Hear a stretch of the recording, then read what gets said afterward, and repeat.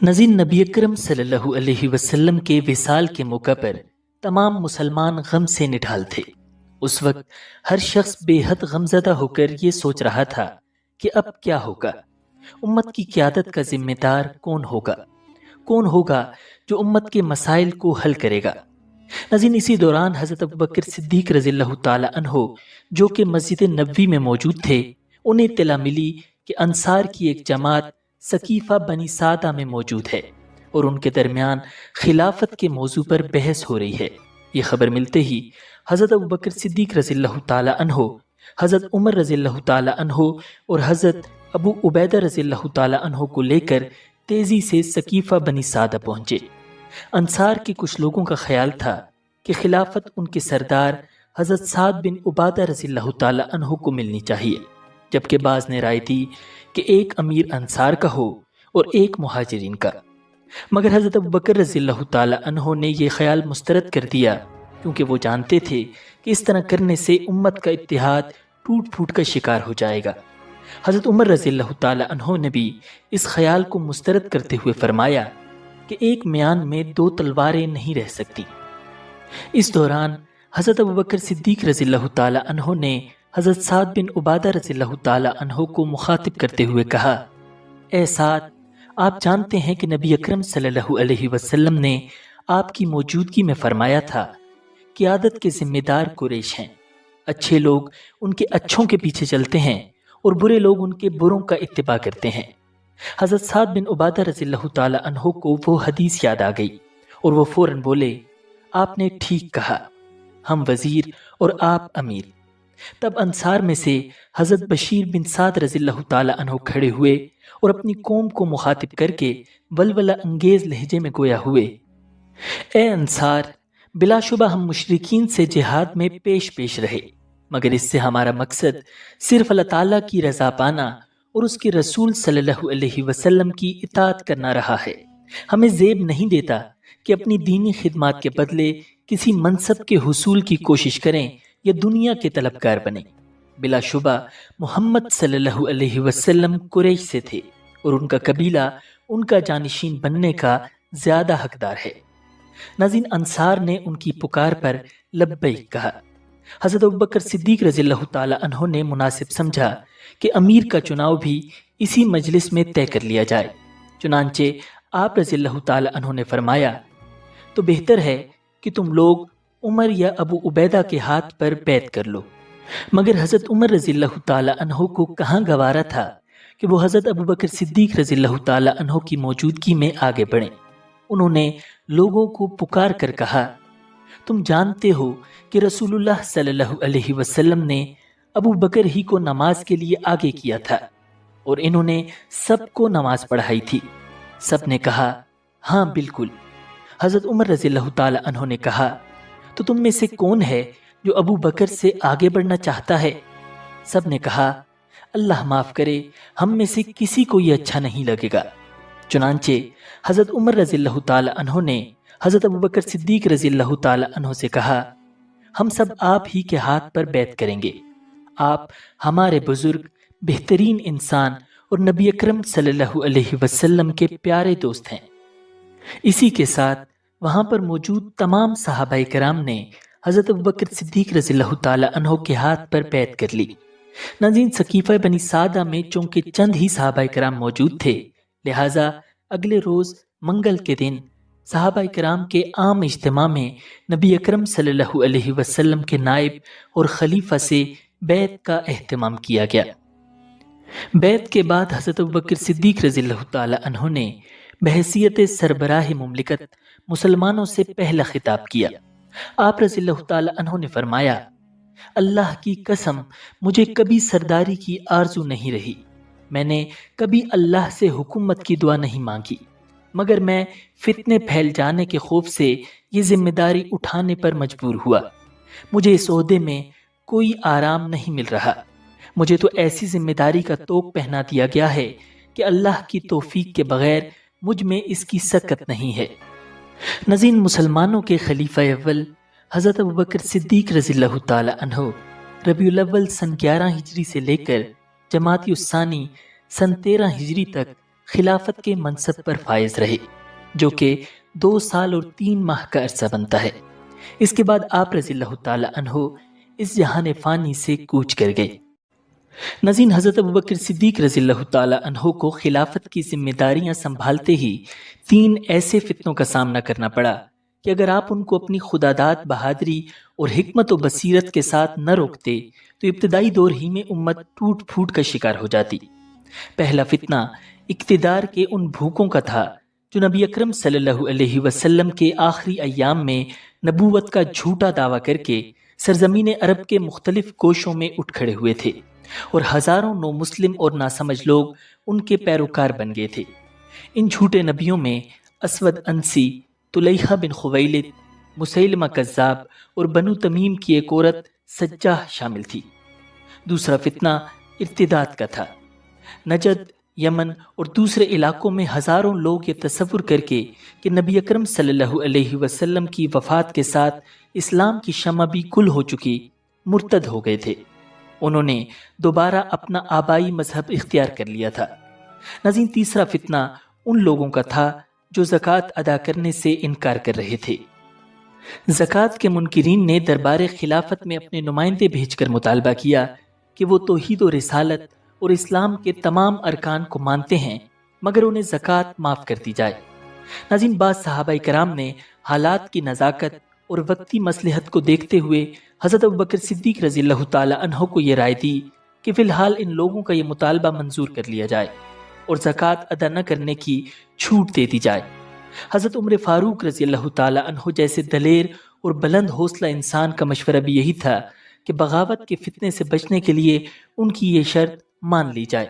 انہوں نے حضرت ابوبکر صدیق رضی اللہ تعالی عنہ سے کہا، یہ لوگ کلمہ لا الہ الا اللہ تو پڑھ رہے ہیں، آپ ان سے کیوں جنگ کرنا چاہتے ہیں؟ لیکن حضرت ابوبکر صدیق رضی اللہ تعالی عنہ سیاسی مصلحتوں اور وقتی ضرورتوں کو نظر انداز کرتے ہوئے اسلام کو اصلی شکل میں باقی رکھنے کا عزم کیے ہوئے تھے۔ اس لیے آپ رضی اللہ تعالی عنہ نے فرمایا، اللہ کی قسم، جو شخص زکوٰۃ کو نماز کے برابر اہمیت نہیں دے گا، میں اس سے ضرور لڑوں گا۔ نبی اکرم صلی اللہ علیہ وسلم کے زمانے میں جو لوگ زکوٰۃ میں بکری کا ایک بچہ بھی دیتے تھے، اگر آج اس کی ادائیگی روکیں گے تو میں ان سے بزور شمشیر لے کر رہوں گا۔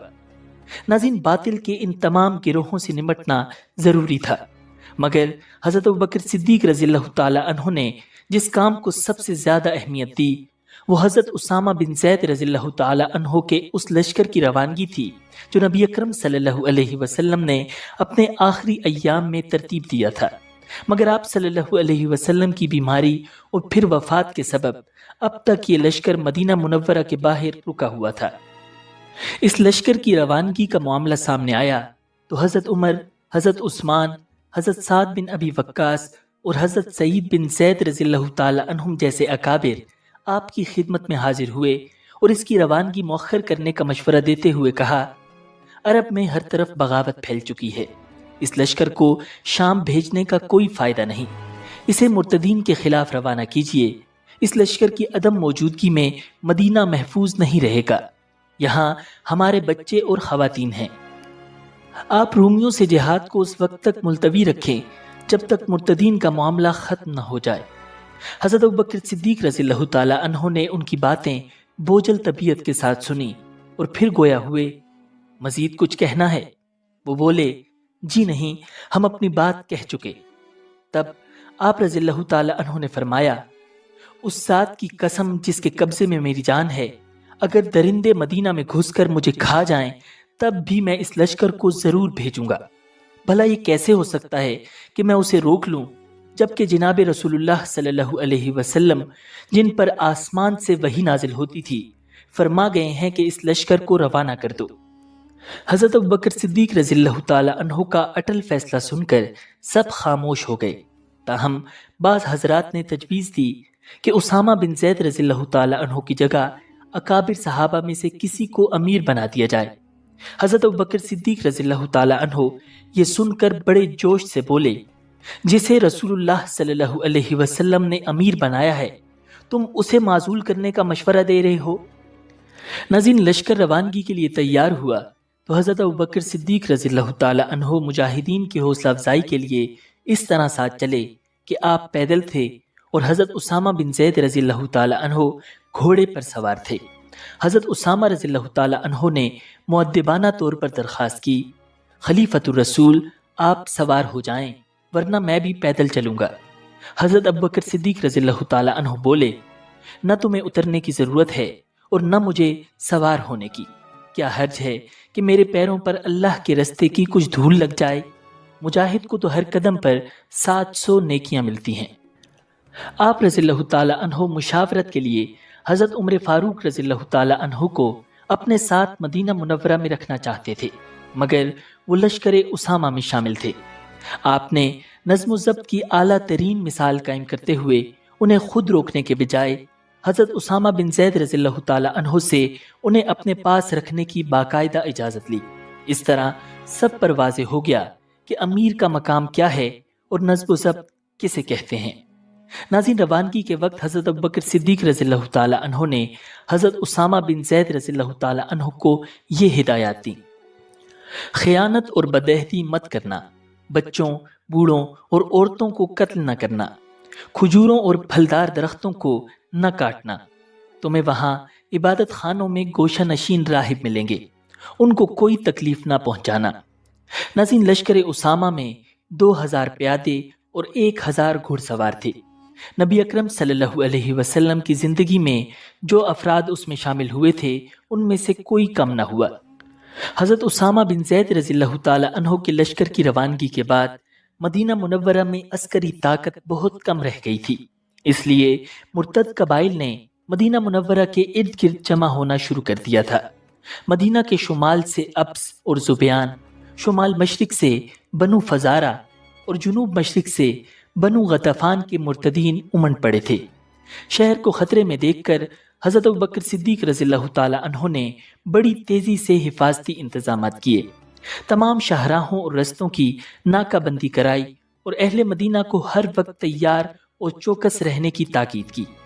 ادھر حضرت اسامہ رضی اللہ تعالی عنہ کا لشکر شام کی سرحدوں کی جانب نکلا تو رستے میں کئی ایسے قبائل کے پاس سے اس کا گزر ہوا جو ارتداد اور بغاوت کے لیے پر تول رہے تھے، مگر جب انہوں نے اسلامی لشکر کو اس آن بان اور بے خوفی سے گزرتے دیکھا تو مروب ہو گئے اور بغاوت کا ارادہ ملتوی کر دیا۔ حضرت اسامہ رضی اللہ تعالی عنہ کے لشکر نے شام کی سرحد عبور کر کے بلقا اور داروم کے علاقوں میں رومیوں سے ٹکر لی اور انہیں شکست دے دی۔ لشکر اسامہ کی کامیابی کی خبریں سن کر وہ باغی قبائل جو مدینہ کے شمال اور مشرق میں صرف چند میل دور پڑاؤ ڈالے ہوئے تھے سہم گئے۔ وہ کہہ رہے تھے، اگر مدینہ والوں میں غیر معمولی طاقت نہ ہوتی تو اس حالت میں وہ یہ لشکر روانہ نہیں کر سکتے تھے، چنانچہ انہیں مدینہ پر حملے کی جرت نہ ہوئی۔ حضرت ابوبکر صدیق رضی اللہ تعالی عنہ نے بھی لشکر اسامہ کی واپسی تک احتیاط سے کام لیا اور مدینہ کے دفاع پر توجہ دیتے ہوئے باغیوں کے خلاف کوئی کارروائی نہ کی۔ 40 دن بعد جو ہی حضرت اسامہ رضی اللہ تعالی عنہ فتح کا پرچم لہراتے ہوئے واپس آئے تو حضرت ابوبکر صدیق رضی اللہ تعالی عنہ نے انہیں مدینہ منورہ میں اپنا نائب بنایا اور خود لشکر لے کر باغیوں کی سرکوبی کے لیے چل پڑے۔ صحابہ کرام نے اصرار بھی کیا کہ آپ کا دارالخلافہ میں رہنا ضروری ہے، مگر آپ رضی اللہ تعالی عنہ نہ رکے۔ لشکر لے کر بذات خود سپہ سالار کی ذمہ داریاں انجام دیتے ہوئے آپ نے مدینہ کے گرد و نواح میں پیش قدمی کی۔ ناظرین، یہ جمادی الاخرہ کے ایام تھے۔ ابس، زبیان، بنو مرہ اور بنو کنانہ کے فسادی مدینہ کے اطراف میں منڈلا رہے تھے۔ حضرت ابوبکر صدیق رضی اللہ تعالی عنہ نے اچانک یلغار کی اور ایک دن صبح کا اجالا نمودار ہونے سے قبل انہیں جا لیا۔ فسادی انہیں یکا یک سامنے پا کر دہشت زدہ ہو گئے۔ مسلمان ان پر پل پڑے۔ سورج نکلتے نکلتے حریف لاشوں کے ڈھیر چھوڑ کر فرار ہو چکا تھا۔ یہ فتنہ انگیزوں کے خلاف پہلی فتح تھی۔ اس کے بعد آپ رضی اللہ تعالی عنہ نے مدینہ منورہ سے 12 میل دور ذی القصہ کے مقام پر کیمپ لگا کر فوج کو 11 حصوں میں تقسیم کر دیا۔ ہر حصے پر تجربہ کار صحابہ کرام کو امیر مقرر کیا اور ایک مربوط نقشہ جنگ مرتب کر کے ان 11 لشکروں کو پورے جزیرت العرب میں پھیلا دیا۔ آپ کا سب سے بڑا ہدف اب جھوٹے نبیوں کو سبق سکھانا تھا۔ ناظرین، آپ اس سے قبل تمام مرتد سرداروں، نبوت کے جھوٹے دعوے داروں اور ان کے پیروکاروں کی طرف اپنے قاصد بھیج کر انہیں دوبارہ اسلام کی دعوت دے چکے تھے۔ آپ کے نائبین سر توڑ کوششیں کر چکے تھے کہ یہ گمراہ لوگ دوبارہ ہدایت پر آ جائیں، مگر بہت کم لوگوں پر اس دعوت کا اثر ہوا۔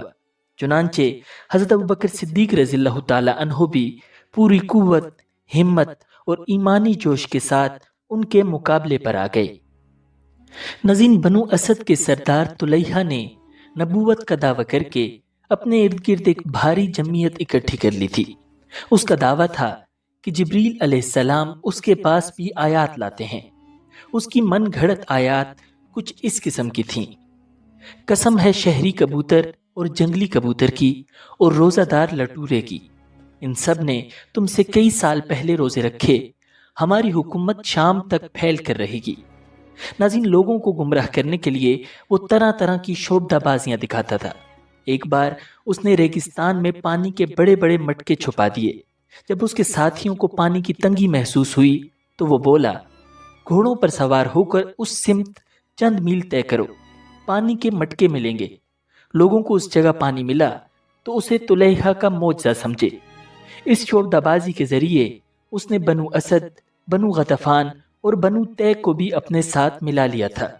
غرض یہ ایک مہلک فتنہ تھا جس نے مدینہ منورہ کے مشرق کو گرد آلود کر دیا تھا۔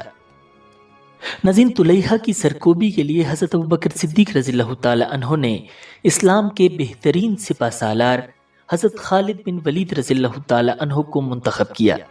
اس وقت طلیحہ اپنی فوج کے ساتھ بزاحہ کے مقام پر موجود تھا۔ حضرت ابوبکر صدیق رضی اللہ تعالی عنہ نے حضرت خالد بن ولید رضی اللہ تعالی عنہ کو روانہ کرتے ہوئے ہدایت کی، پہلے قبیلہ بنو طے کے پاس جانا، پھر بزاحہ کا رخ کرنا۔ اس مہم سے فارغ ہو کر بطاح میں بنو تمیم کے مالک بن نویرہ کی خبر لینا اور میرا دوسرا حکم آنے تک وہیں ٹھہرنا۔ ناظرین، ان ہدایات میں سے ہر ایک بڑی گہری حکمتوں پر مبنی تھی۔ حضرت خالد بن ولید رضی اللہ تعالی عنہ حکم کے مطابق متاثرہ علاقوں میں پہنچے اور سب سے پہلے بنو طے سے رابطہ کیا۔ یہ لوگ طلیحہ کی حمایت کے باوجود ابھی تک اسلام پر قائم تھے۔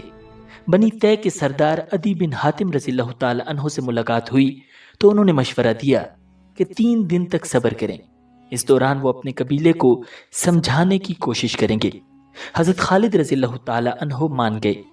حضرت عدی بن حاتم رضی اللہ تعالی عنہ کی کوششیں کامیاب ہوئیں اور بنو عدی کے لوگ طلیحہ کا ساتھ چھوڑ کے حضرت خالد رضی اللہ تعالی عنہ کی فوج میں شامل ہو گئے۔ ناظرین، یہ حضرت ابوبکر صدیق رضی اللہ تعالی عنہ کی حکمت عملی پر عمل کرنے کا نتیجہ تھا کہ لڑائی سے پہلے ہی دشمن کی صفوں میں دراڑیں پڑ گئیں اور مسلمان لشکر کی تعداد میں اضافہ ہو گیا۔ اب حضرت خالد رضی اللہ تعالی عنہ نے طلیحہ کے خلاف کارروائی شروع کی۔ بزاحہ کے مقام پر دونوں فوجوں کا آمنا سامنا ہوا۔ یہ جگہ مدینہ منورہ سے کوئی 400 کلومیٹر شمال مشرق میں موجود ہے۔ طلیحہ خود ایک چادر اوڑھ کر مراقبے کی حالت میں اس طرح بیٹھ گیا جیسے اس پر وحی نازل ہونے والی ہو۔ اس کی فوج کا سپہ سالار عیینہ بن حصن، جس کے پاس بنو فزارہ کے 700 جنگجو تھے، مسلمانوں پر حملہ آور ہوا۔ گھمسان کی لڑائی شروع ہو گئی۔ جلد ہی عیینہ نے محسوس کیا کہ حضرت خالد بن ولید رضی اللہ تعالی عنہ کو شکست دینا مشکل ہے۔ اس نے طلیحہ کے پاس آ کر پوچھا، کیا جبرائیل کوئی پیغام لائے ہیں؟ طلیحہ کا جواب تھا، ابھی نہیں۔ لڑائی نے طول کھینچا اور عیینہ کو کامیابی دور محسوس ہونے لگی۔ تو پھر طلیحہ کے پاس گھبرایا ہوا آیا اور چلایا، تیرا باپ مرے، جبریل کچھ حکم لائے کہ نہیں؟ طلیحہ بولا، ابھی تک تو نہیں لائے۔ عیینہ پھر جا کر فوج کو لڑانے میں مصروف ہو گیا، مگر جب ساتھیوں کے قدم ڈگمگاتے دیکھے تو پھر دوڑا ہوا آیا اور بولا، جبرائیل آئے کہ نہیں؟ طلیحہ بولا، ہاں آئے تھے۔ عیینہ نے خوش ہو کر پوچھا، کیا حکم لائے؟ طلیحہ نے من گھڑت آیات پڑھ دیں، جیسے کہ تیرے نصیب میں ہے ایک چکی جیسے اس کی چکی، تیری حالت ہوگی ایسی تو بھولے گا نہ کبھی۔ ناظرین، یہ اوٹ پٹانگ جملے سن کر اویینہ سمجھ گیا کہ طلیحہ نے نبوت کا ڈھونگ رچایا ہوا ہے۔ اس نے لشکر میں جا کر آواز لگائی، لوگو جان بچا کر بھاگو، یہ شخص تو جھوٹا اور مکار ہے۔ اویینہ اور اس کے قبیلے کے بھاگتے ہی مرتدین کے قدم اکھڑ گئے۔ اویینہ تو پکڑا گیا، مگر طلیحہ نے ایسے موقع کے لیے پہلے سے ایک نہایت تیز رفتار گھوڑے کا انتظام کر رکھا تھا۔ وہ اپنی بیوی کو لے کر اس پر سوار ہوا اور یہ کہتے کہتے فرار ہو گیا، لوگوں جو اپنی بیوی کو لے کر بھاگ سکتا ہے بھاگ جائے۔ وہ جان بچا کر شام پہنچ گیا، پھر مدتوں ادھر ادھر مارا مارا پھرتا رہا، آخر دوبارہ مسلمان ہو گیا اور حضرت ابوبکر صدیق رضی اللہ تعالی عنہ کے دربار میں معافی کی درخواست بھیج دی۔ حضرت ابوبکر صدیق رضی اللہ تعالی عنہ نے ارتداد سے توبہ طائب ہونے والوں کے لیے نرم رویہ اپنایا تھا، چنانچہ اس کی معذرت قبول کر لی گئی۔ بعد میں طلیحہ نے عراق کے جہاد میں اسلام کے بہترین سپاہی کا کردار ادا کیا۔ ناظرین، اویینہ نے بھی اسلام قبول کر لیا اور اسے بھی رہا کر دیا گیا۔ ناظرین، طلیحہ کے لشکر سے نمٹنے کے بعد حضرت خالد بن ولید رضی اللہ تعالی عنہ حضرت ابوبکر صدیق رضی اللہ تعالی عنہ کی ہدایت کے مطابق اسی علاقے میں ٹھہرے رہے۔ ان دنوں بنو غطفان، حوازن اور بنو سلیم کے مرتدین ایک عورت سلمہ بنت مالک جو کہ ام زمل کے نام سے مشہور تھی، اس کی قیادت میں جمع ہو چکے تھے۔ ایک جہاد میں یہ قید ہو کر حضرت عائشہ صدیقہ رضی اللہ تعالی عنہا کی باندی بنی تھی۔ انہوں نے احسان کرتے ہوئے اسے رہا کر دیا تھا۔ اس کی ماں ام کرفہ بھی اپنے قبیلے کی سردار تھی جو مسلمانوں سے لڑائی میں ماری گئی تھی۔ ام زمل نے ماں کے انتقام کے جوش میں عرب قبائلیوں کو اپنے ارد گرد جمع کر لیا تھا اور انہیں مسلمانوں سے لڑنے پر آمادہ کر لیا تھا۔ اس کے عزائم کی اطلاع ملنے پر حضرت خالد بن ولید رضی اللہ تعالی عنہ لشکر لے کر آگے بڑھے۔ ام زمل ایک اونٹ پر سوار ہو کر اپنے عقیدت مندوں کے جھرمٹ میں مقابلے پر آئی۔ ایک شدید لڑائی کے بعد مسلمانوں نے اس کے اونٹ کو گرا کر اسے قتل کر دیا۔ اس لڑائی میں 100 مرتد ام زمل کی حفاظت کرتے کرتے قتل ہوئے۔ ناظرین، جھوٹے مدعیان نبوت میں سے اسود انسی نے نبی اکرم صلی اللہ علیہ وسلم کے زمانے ہی میں فتنہ برپا کر دیا تھا۔ ہزاروں دیہاتی اس کے پیروکار بن گئے تھے۔ اسود انسی کی سرکشی کا یہ عالم تھا کہ اس نے یمن کے ایک مشہور تابعی حضرت ابو مسلم خولانی رحمۃ اللہ علیہ کو اپنی جھوٹی نبوت کا کھلم کھلا انکار کرنے کی پاداش میں گرفتار کر کے بے دریغ بھڑکتے الاؤ کے شعلوں میں پھینک دیا تھا۔ تاہم ابو مسلم خولانی رحمہ اللہ بالکل محفوظ رہے۔ اللہ تعالیٰ نے ان کا بال بھی بیکا نہ ہونے دیا۔ یہ حیرت انگیز منظر دیکھ کر اسود انسی کے چیلوں نے کہا، اسے یہاں سے چلتا کریں ورنہ لوگ آپ سے متنفر ہو جائیں گے۔ اسود نے انہیں یمن سے چلے جانے کا حکم دیا۔ وہ خود ان بدبختوں سے دور رہنا چاہتے تھے، چنانچہ انہوں نے یمن چھوڑ دیا۔ ناظرین، یہ واقعہ نبی اکرم صلی اللہ علیہ وسلم کے مرض الوفات کا ہے۔ آپ صلی اللہ علیہ وسلم نے اسود کی فتنہ انگیزی کا حال سن کر مقامی رئیسوں کو خط بھیجا کہ وہ اسود کے فتنے کو ختم کریں۔ چنانچہ یمن کے ایک صحابی فیروز دیلمی رضی اللہ تعالی عنہ نے خفیہ طور پر ایک شب اسود انسی کی رہائش گاہ میں گھس کر اسے قتل کر دیا۔ اس طرح عارضی طور پر یہ فتنہ دب گیا تھا، مگر حضرت ابوبکر صدیق رضی اللہ تعالی عنہ کے دور میں اس کے پیروکاروں نے یمن میں پھر سے فتنہ برپا کر دیا تھا۔ آخر حضرت ابوبکر صدیق رضی اللہ تعالی عنہ نے حضرت مہاجر بن امیہ رضی اللہ تعالی عنہ کو فوج دے کر یمن بھیجا۔ انہوں نے شرپسندوں کو شکست فاش دی اور یمن میں امن و امان بحال کر دیا۔ ناظرین، جنگ یمامہ حضرت ابوبکر صدیق رضی اللہ تعالی عنہ کے دور خلافت جمادی الاخرہ سن 12 ہجری میں یمامہ کے مقام پر پیش آئی۔ یہ جنگ مسیلمہ کذاب کے خلاف کی گئی تھی کیونکہ اس ملعون نے نبوت کا جھوٹا دعویٰ کر دیا تھا۔ ناظرین، اس دور میں اور بھی چند لوگوں نے نبوت کا جھوٹا دعویٰ کیا، مگر ان سب میں مسیلمہ کذاب کی طاقت سب سے زیادہ تھی۔ مسیلمہ جزیرۃ العرب کے مشرقی علاقے نجد سے نمودار ہوا تھا۔ وہ نہایت ہی مکار اور شاطر انسان تھا۔ میٹھی میٹھی باتوں اور خوبصورت وعدوں سے لوگوں کا دل جیتنا اس کے بائیں ہاتھ کا کام تھا۔ وہ اپنے ہاں مسلمانوں کی طرح اذان اور نماز کا اہتمام بھی کراتا تھا۔ بنو حنیفہ کا سارا قبیلہ اس کے گرد جمع ہو گیا تھا۔ یمامہ کے علاقے کو اپنا مرکز بنا کر اس نے اسے مکہ مکرمہ کی طرح حرم قرار دے دیا تھا۔ ناظرین، وہ ملعون قرآن مجید کے اسلوب سے ملتی جلتی آیات بنانے کی بھی ناکام کوشش کرتا رہتا تھا۔ اس کی من گھڑت آیات کچھ اس قسم کی تھیں: قسم ہے بکریوں اور ان کے رنگوں کی، ان میں سے کالی بکریاں اور ان کا دودھ سب سے عجیب ترین چیز ہیں۔ بکریاں کالی اور دودھ سفید، یہ بڑی عجیب بات ہے۔ یقیناً لسی حرام کر دی گئی ہے، تو تمہیں کیا ہوا ہے کہ تم دودھ کے ساتھ کھجوریں نہیں کھاتے؟ ناظرین، مسیلمہ کے پیروکار اس قسم کی عجیب و غریب آیتوں کو بڑے شوق سے سنتے تھے۔ ان میں سے زیادہ تر لوگ جانتے تھے کہ یہ جھوٹا نبی ہے، مگر نسلی تعصب نے انہیں گمراہ کر دیا تھا۔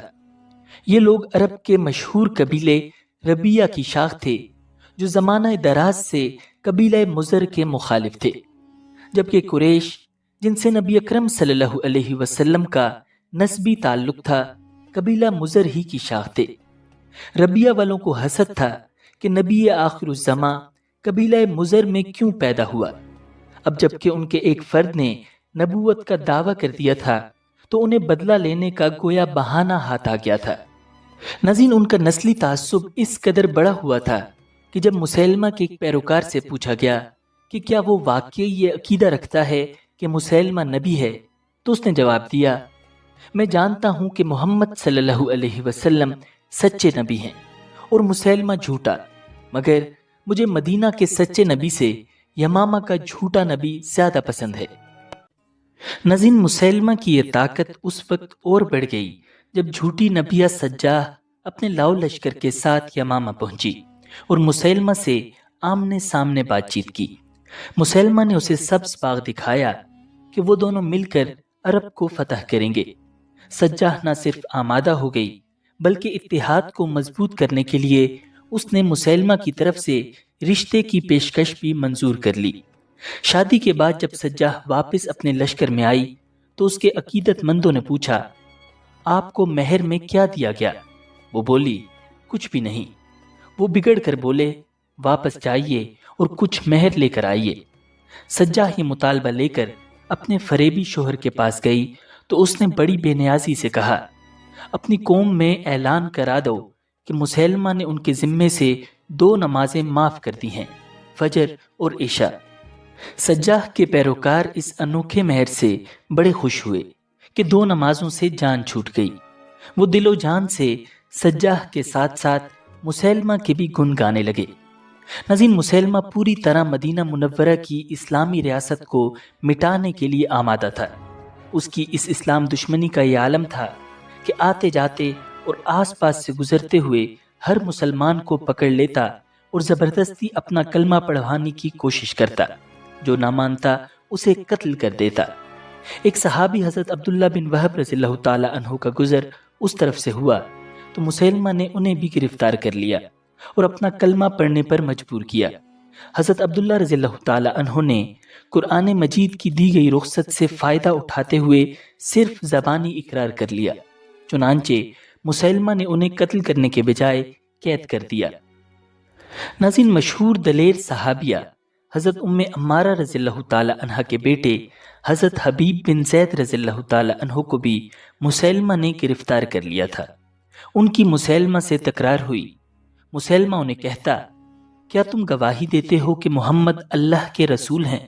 وہ کہتے: ہاں بالکل۔ مسیلمہ پوچھتا: اور کیا تم یہ گواہی دیتے ہو کہ میں اللہ کا رسول ہوں؟ وہ انجان بن کر کہتے: مجھے کچھ سنائی نہیں دے رہا۔ مسیلمہ ان کا ایک ایک عضو کٹواتا چلا گیا، مگر وہ آپ صلی اللہ علیہ وسلم کی ختم نبوت کے برملا اظہار سے باز نہ آئے اور اس طرح شدید ترین اذیتیں سہتے ہوئے شہید ہو گئے۔ ناظرین، ایسے ظالم و جابر اور شاطر دشمن کے فتنے کو مٹانے کے لیے حضرت ابوبکر صدیق رضی اللہ تعالی عنہ نے 2 لشکر بھیجے تھے۔ پہلا لشکر حضرت اکرمہ بن ابی جہل رضی اللہ تعالی عنہ کی قیادت میں کیا تھا، اور دوسرا لشکر حضرت شرحبیل بن حسن رضی اللہ تعالی عنہ کی کمان میں۔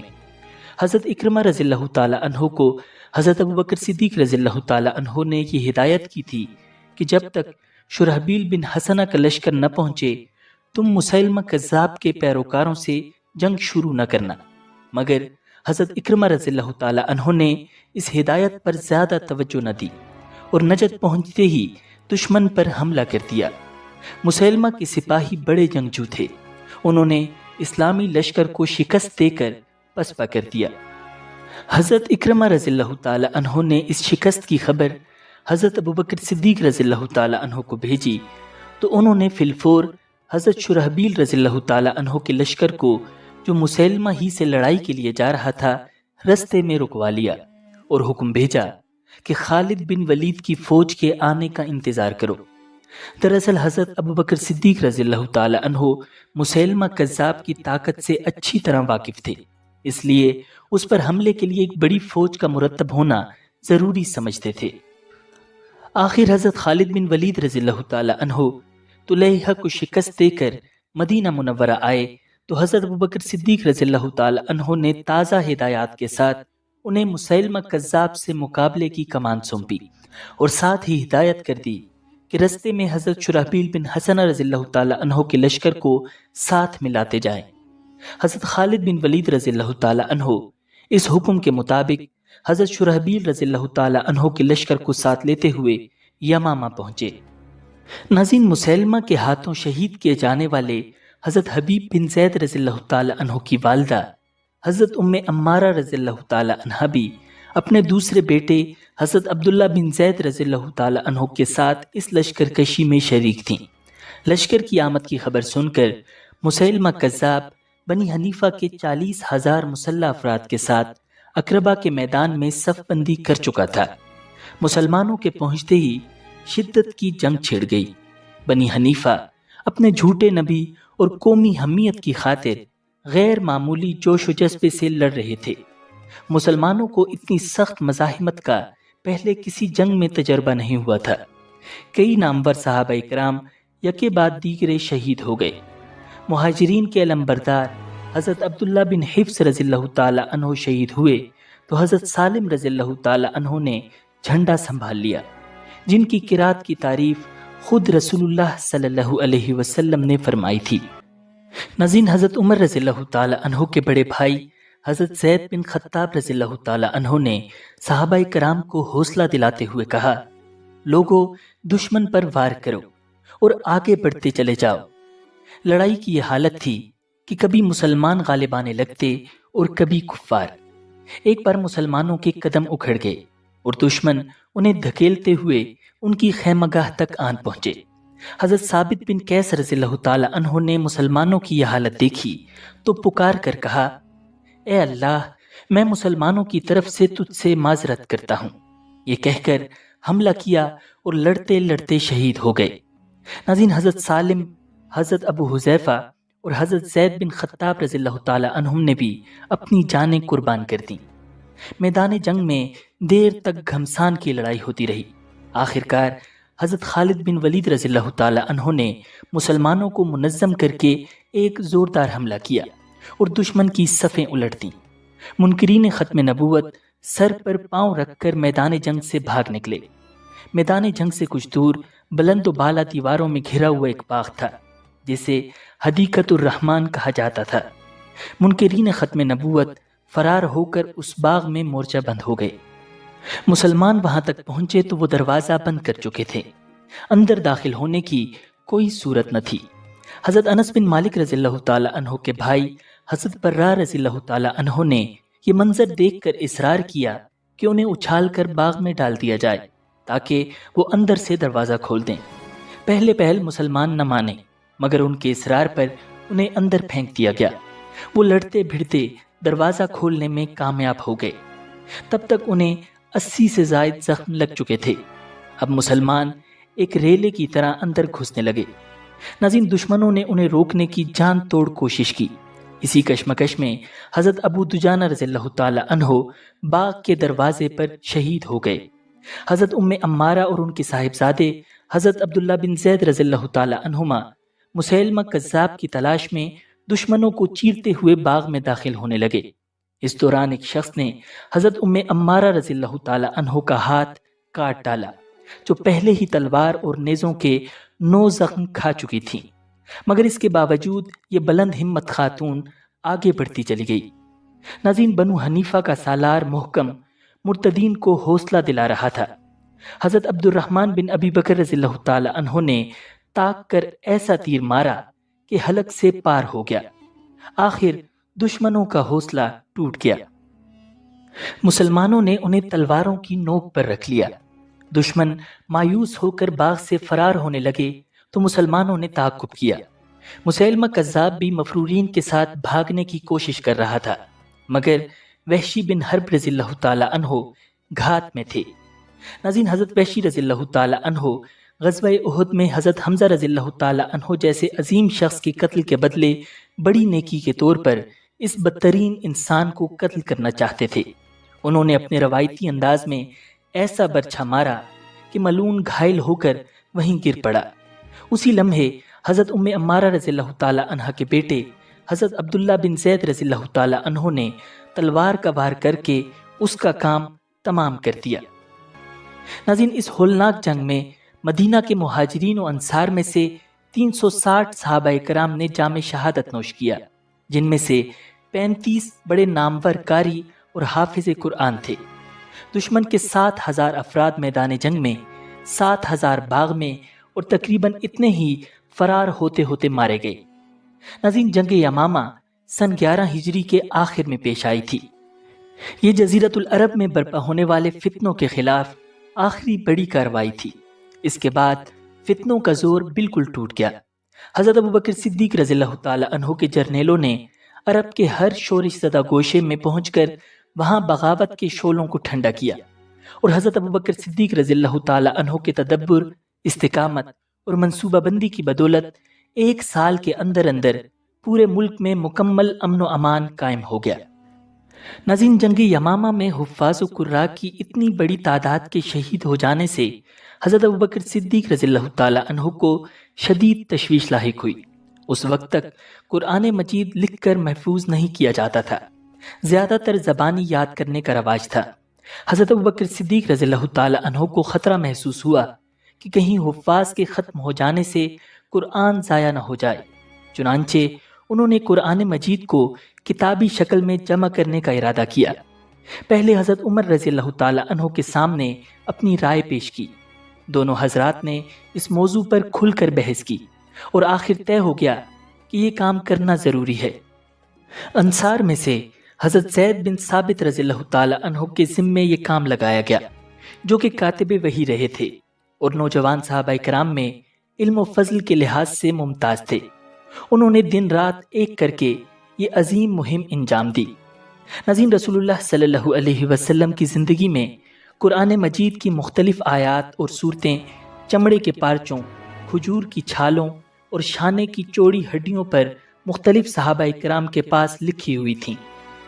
حضرت زید بن ثابت رضی اللہ تعالی عنہ نے ان تمام تحریری وسائل اور حافظوں کی یادداشت کو بروئے کار لا کر ایک مکمل محفوظ نسخہ تیار کیا، جو حضرت ابوبکر صدیق رضی اللہ تعالی عنہ کے پاس رکھ دیا گیا۔ ناظرین، یہی نسخہ بعد میں خلیفہ دوئم حضرت عمر فاروق رضی اللہ تعالی عنہ اور پھر ان کی شہادت کے بعد ان کی صاحبزادی ام المؤمنین حضرت حفصہ رضی اللہ تعالی عنہ کے پاس رہا تھا۔ حضرت عثمان رضی اللہ تعالی عنہ کے دور میں جب یہ شکایت ملی کہ دور دراز کے علاقوں میں لوگ قرآن مجید کی قرأت میں اختلافات کا شکار ہو رہے ہیں، تو اسی نسخے کو دوبارہ حضرت زید بن ثابت رضی اللہ تعالی عنہ کے حوالے کیا گیا، اور انہوں نے قرآن مجید کے ماہر صحابہ کی ایک جماعت کے ساتھ مل کر اس اصل نسخے سے مختلف نسخے تیار کر کے پورے عالم اسلام میں ان کی اشاعت کرائی۔ ناظرین، ویڈیو مکمل دیکھنے کا شکریہ۔ اگر آپ کو یہ ویڈیو پسند آئی ہے تو ویڈیو کو لائک کیجئے اور کامنٹ سیکشن میں اپنی رائے سے ضرور آگاہ کیجئے گا۔ اسی طرح کی اسلامی تاریخ سے متعلق ویڈیوز دیکھنے کے لیے ہمارے چینل کو سبسکرائب کیجئے۔ ملتے ہیں بہت جلد ایک نئی ویڈیو کے ساتھ۔ اللہ نگہبان۔